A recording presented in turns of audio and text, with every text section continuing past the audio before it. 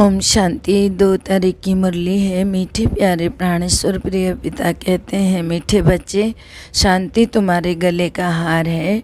आत्मा का स्वधर्म है शांति। इसलिए शांति के लिए भटकने की दरकार नहीं है। तुम अपने स्वधर्म में स्थित हो जाओ, शांति अपने आप आ जाएगी। प्रश्न है, मनुष्य किसी भी चीज़ को शुद्ध बनाने के लिए कौन सी युक्ति रचते हैं और बाप ने कौन सी युक्ति रची है? उत्तर है, किसी भी चीज़ को शुद्ध बनाने के लिए मनुष्य उसे आग में डालते हैं। उस चीज़ को यज्ञ भी रचते हैं तो उसमें भी आग जलाते हैं। यहाँ भी बाप ने रुद्र यज्ञ रचा है, लेकिन यह ज्ञान यज्ञ है, इसमें सबकी आहुति पड़नी है। तुम बच्चे देह सहित सब कुछ इसमें स्वाहा करते हो। तुम्हें योग लगाना है, योग की ही रेस है। इसी से तुम पहले रुद्र के गले का हार बनेंगे, फिर विष्णु के गले की माला में पिरोए जाएंगे। गीत है ओम नमो शिवाय। ओम शांति। यह महिमा किसकी सुनी? पारलौकिक परमपिता परमात्मा अर्थात परमात्मा की। सभी भक्त अथवा साधना करने वाले उनको याद करते हैं। उनका नाम फिर पतित पावन भी है। बच्चे जानते हैं, भारत पावन था, लक्ष्मी नारायण आदि का पवित्र प्रवृत्ति मार्ग का धर्म था, जिसको आदि सनातन देवी देवता धर्म कहा जाता है। भारत में पवित्रता, सुख और शांति और संपत्ति सब कुछ था। पवित्रता नहीं है तो शांति भी नहीं है, ना फिर सुख है। शांति के लिए भटकते रहते हैं ना, जंगल में फिरते रहते हैं। एक को भी शांति मिलती है क्या? नहीं मिलती ना, क्योंकि न बाप को जानते हैं, न अपने आप को जानते हैं कि मैं आत्मा हूँ, यह मेरा शरीर है, इन द्वारा कर्म करना होता है। मेरा तो स्वधर्म ही शांत है। यह शरीर के ऑर्गन्स, आत्मा को यह भी पता नहीं है कि यह शरीर ऑर्गन्स है। तो हम आत्मा निर्वाण व परम धाम की वासी हैं, यह भी आत्मा नहीं जानती शरीर में रहने से। इस कर्म क्षेत्र पर हम शरीर का आधार ले पाठ बजाते हैं। शांति का हार गले में पड़ा है और धक्का खाते रहते हैं, बाहर पूछते रहते हैं मन को शांति कैसे मिलेगी। उनको यह पता ही नहीं है।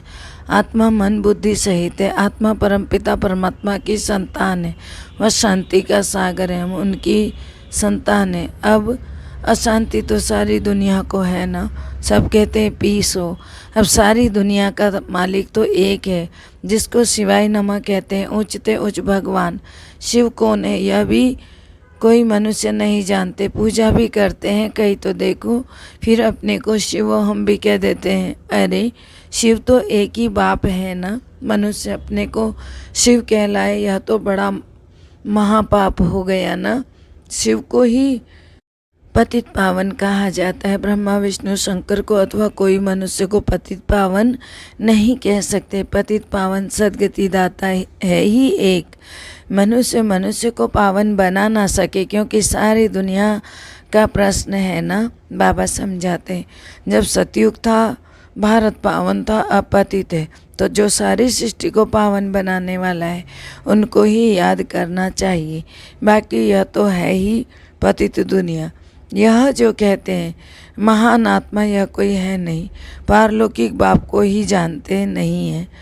तो भारत में शिव जयंती गाई जाती है ना, तो जरूर भारत में आया होगा ना पतितों को पावन बनाने। कहते हैं मैं संगम पर आता हूँ, जिसको कुंभ का मेला कहा जाता है। वह पानी के सागर और नदियों का कुंभ नहीं, कुंभ इनको कहा जाता है, जबकि ज्ञान सागर पतित पावन बाप आकर सभी आत्माओं को पावन बनाते हैं। यह भी तो जानते हो ना कि भारत जब स्वर्ग था तो एक ही धर्म था। सतयुग में सूर्यवंशी राज्य था, फिर त्रेता में चंद्रवंशी, जिसकी महिमा है राम राजा राम प्रजा। त्रेता की इतनी महिमा है तो सतयुग की उससे भी जास्ती होगी।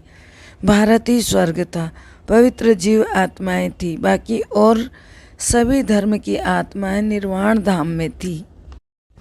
आत्मा क्या है, परमात्मा क्या है, यह भी कोई मनुष्य मात्र नहीं जानते। आत्मा इतनी छोटी सी बिंदी है, उनमें 84 जन्मों का पाठ भरा हुआ है। 84 लाख जन्म तो हो ना सके, 84 लाख जन्मों में कल्प कल्पांतर फिरते रहे, यह तो हो ही नहीं सकता है ही 84 जन्मों का चक्र।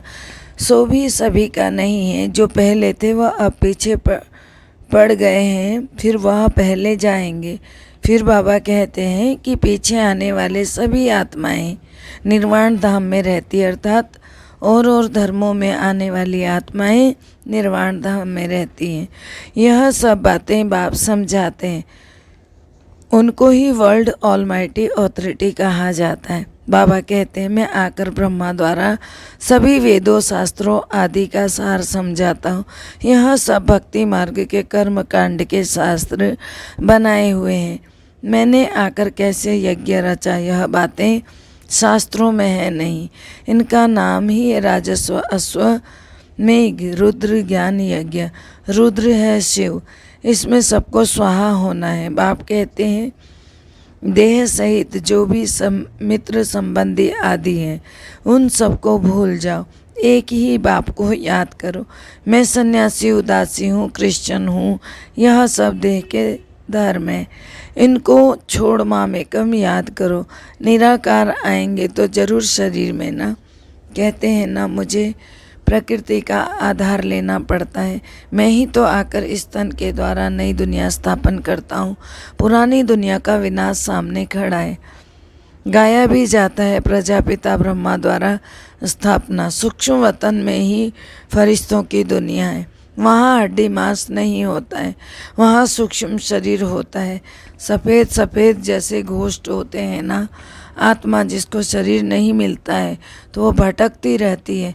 छाया रूपी शरीर दिखाई पड़ता है तो उनको पकड़ भी नहीं सकते। अब आप कहते हैं बच्चे याद करो, तो याद से तुम्हारे विकर्म विनाश होंगे। गाया भी जाता है, बहुत गई थोड़ी रही, अब बाकी थोड़ा समय जितना हो सके बाप को याद करो तो अंतमति सो गति हो जाएगी। गीता में कोई 1-2 अक्षर राइट लिखे हैं, जैसे आटे में लून अर्थात नमक। कोई कोई अक्षर सही है। पहले तो भगवान निराकार है, यह मालूम होना चाहिए। वह निराकार भगवान फिर वॉच कैसे करेंगे। कहते हैं ना, साधारण ब्रह्मा तन में प्रवेश करके राजयोग सिखलाता हूँ। बच्चे मुझे याद करो, मैं आता ही हूँ एक धर्म की स्थापना कर बाकी सब धर्मों का विनाश कराने। अभी तो अनेक धर्म हैं। आज से 5000 वर्ष पहले सतयुग में एक ही आदि सनातन देवी देवता धर्म था। सभी आत्माएं अपना अपना हिसाब किताब चुकतो कर जाती हैं। इनको कयामत का समय कहा जाता है। सभी के दुखों का हिसाब किताब चुकतो हो जाता है। दुख मिलता ही है पापों के कारण। पाप का हिसाब चुकतो होने के बाद फिर पुण्य का हिसाब भी शुरू होता है। तो हर एक चीज़ शुद्ध बनने के लिए आग जलाई जाती है। तो यज्ञ रचते हैं, उसमें भी आग जलाते हैं। यह तो मटेरियल यज्ञ नहीं है, यह है रुद्र ज्ञान यज्ञ। ऐसे नहीं कि कहते हैं कि कृष्णा ज्ञान यज्ञ, तो कृष्ण ने कोई यज्ञ थोड़ी रचा, कोई यज्ञ नहीं रचा। कृष्ण तो प्रिंस था। यज्ञ रचा जाता है आफतों के समय। इस समय सब तरफ आफतें हैं। बहुत मनुष्य रुद्र यज्ञ भी रचते हैं, रुद्र ज्ञान यज्ञ नहीं रचते। हुआ तो रुद्र परमपिता परमात्मा ही आकर रचते हैं। कहते हैं यह तो रुद्र ज्ञान यज्ञ है, इसमें सबकी आहुति हो जाएगी। बाबा आया हुआ है, यज्ञ भी रचा हुआ है। जब तक राजा स्थापन हो जाए और सब पावन बन जाए, फट से सब तो पावन बनेंगे नहीं। योग लगाते रहो अंत तक, यह है ही योग की रेस। बाप को जितना जास्ती याद करते उतना दौड़ी लगाकर जाए रुद्र के गले का हार बनते, फिर विष्णु के गले की माला बनेंगे। पहले पहले रुद्र की माला, फिर विष्णु की माला। पहले बाप सबको घर ले जाते हैं। जो जितना पुरुषार्थ करेंगे वही नर से नारायण, नारी से लक्ष्मी बन राज्य करते हैं। गोया यह आदि सनातन देवी देवता धर्म स्थापन हो रहा है। तुमको बाप राजयोग सिखला रहे हैं, जैसे 5000 वर्ष पहले सिखलाया था, फिर कल्प बाद सिखलाने आए हैं। शिव जयंती अथवा शिवरात्रि भी मनाते हैं। रात अर्थात कलयुगी, पुरानी दुनिया का अंत, नई दुनिया का आदि। सतयुग त्रेता है दिन, द्वापर कलयुग है रात। बेहद का दिन ब्रह्मा का, फिर बेहद की रात ब्रह्मा की। कृष्ण का दिन रात नहीं गाया जाता, कृष्ण को ज्ञान ही नहीं रहता है, ब्रह्मा को ज्ञान मिलता है शिव बाबा से, फिर तुम बच्चों को मिलता है इनसे। तो गोया शिव बाबा तुमको ब्रह्मा तन से ही ज्ञान दे रहे हैं।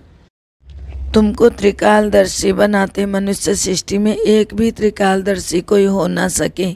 अगर होवे तो नॉलेज देना, अगर हो तो नॉलेज देना। बाबा ने कहा यह सृष्टि चक्र कैसे फिरता है, कभी भी कोई नॉलेज दे ना सके।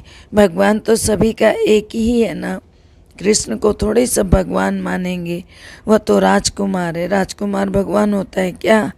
अगर वह राज्य करे तो फिर गंवाना भी पड़े। बाप कहते हैं तुमको विश्व का मालिक बनाए, मैं फिर निर्वाण धाम में जाकर रहता हूँ। फिर जब दुख शुरू होता है तो अब मेरा पाठ भी शुरू होता है, मैं सुनवाई करता हूँ। मुझे कहते भी है ना, हे रहम दिल। भक्ति भी पहले अव्यभिचारी अर्थात एक शिव की करते हैं, फिर देवताओं की भी शुरू करते हैं। अभी तो देखो व्यभिचारी भक्ति बन गई है। पुजारी भी यह नहीं जानते कि कब से पूजा शुरू होती है। शिव व सोमनाथ एक ही बात है। शिव है निराकार, सोमनाथ क्यों कहते हैं? क्योंकि सोमनाथ बाप ने बच्चों को ज्ञान अमृत पिलाया है। नाम तो ढेर है। बबूलनाथ भी कहते हैं क्योंकि बबूल के जो कांटे हैं थे उनको फूल बनाने वाला सर्व का सदगति दाता बाप है। उनको फिर सर्वव्यापी कहना, यह तो ग्लानि हुई ना। बाबा कहते हैं जब मैं संगम का समय होता है तो आता हूँ, तब एक ही बार आता हूँ मैं। जब भक्ति पूरी होती है तब ही मैं आता हूँ। यह नियम है, मैं आता ही एक बार हूँ। बाप एक है, अवतार भी एक है। एक ही बार आकर सबको पवित्र राजयोगी बनाता हूँ। तुम्हारा राजयोग है। सन्यासियों का हठयोग राजयोग सिखला नहीं सकता और कोई। यह हठयोगियों का भी एक धर्म है। भारत को थमाने के लिए पवित्रता तो चाहिए। तो भारत 100% पावन था, अभी तो पतित है। तब कहते हैं ना आकर पावन बनाओ। सतयुग में पावन जीव आत्माओं की दुनिया, अभी तो ग्रस्त धर्म ही पतित है। सतयुग में ग्रस्त धर्म पावन था, अभी फिर से वही पावन ग्रस्त धर्म की स्थापना हो रही है।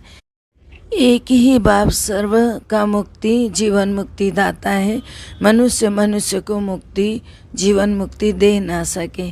तुम हो ज्ञान सागर बाप के बच्चे, तुम ब्राह्मण सच्ची यात्रा कराएंगे, बाकी सब है झूठी यात्रा कराने वाले।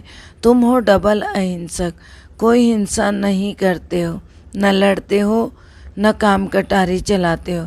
काम पर जीत पाने में मेहनत लगती है, विकारों को जीतना है। तुम ब्रह्मा कुमार कुमारियाँ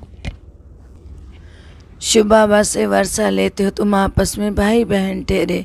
हम अभी निराकार भगवान के बच्चे आपस में भाई भाई हैं, फिर ब्रह्मा बाबा के बच्चे हैं, तो जरूर निराकारी बनना चाहिए ना।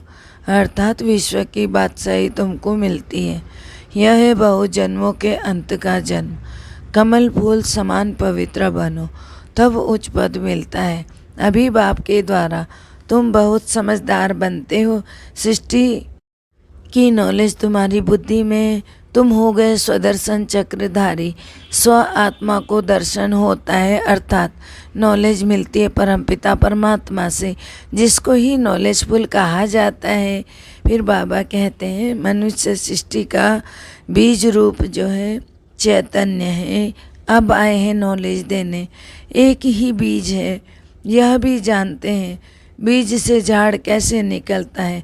यह वृक्ष उल्टा वृक्ष है सृष्टि का, तो बीज रूप ऊपर है तो बीज ऊपर में है इसका, पहले पहले निकलता है देवी देवता झाड़, फिर इस्लामी बौद्धि वृद्धि होती जाती है। यह ज्ञान अभी तुमको मिलता है और कोई भी दे ना सके। तुम जो सुनते हो वह तुम्हारी ही बुद्धि में रहा। सतयुग आदि में तो शास्त्र होते ही नहीं हैं। कितनी सहज 5000 वर्ष की कहानी है ना। अच्छा, मीठे मीठे सिकिलदे बच्चों प्रति माता पिता बाप दादा का याद प्यार और गुड मॉर्निंग। रूहानी बाप की रूहानी बच्चों को नमस्ते। हम रूहानी बच्चों की रूहानी बाप दादा को दिल व जान से सिक व प्रेम से याद प्यार नमस्कार good morning diamond morning Om Shanti. शुक्रिया मीठे प्यारे बाबा, शुक्रिया। धारणा है, पहला है समय कम है बहुत गई थोड़ी रही, इसीलिए जो भी श्वास बची हुई है बाप की याद में सफल करना है। पुराने पाप के हिसाब किताब को चुकता करना। दूसरा, शांति स्वधर्म में स्थित होने के लिए पवित्र जरूर बनना है। जहाँ पवित्रता है वहाँ शांति है। मेरा स्वधर्म ही शांति है। मैं शांति के सागर बाप की संतान हूँ, यह अनुभव करना है।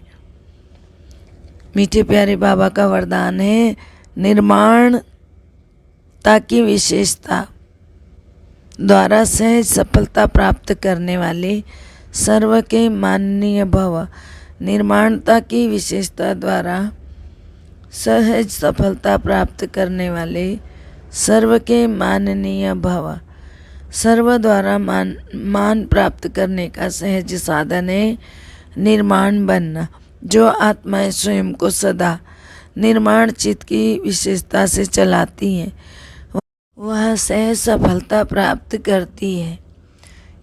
उसके सफलता प्राप्त करने का यही मूल आधार है। हर कर्म संबंध और संपर्क में निर्माण बनने वाले ही विजयी रत्न बनते हैं। स्लोगन है, नॉलेज की शक्ति धारण कर लो तो विघ्न वार करने के बजाय हार खा लेंगे। नॉलेज की शक्ति धारण कर लो तो विघ्न वार करने के बजाय हार खा लेंगे। ओम शांति। सबका भला हो, सब सुख पाएं, सब परमात्मा से जुड़ जाएं, सबकी मनोकामना पूर्ण हो जाए। अंत समय में अपना जीवन सफल बनाए, मुक्ति जीवन मुक्ति को पाएं। ओम शांति।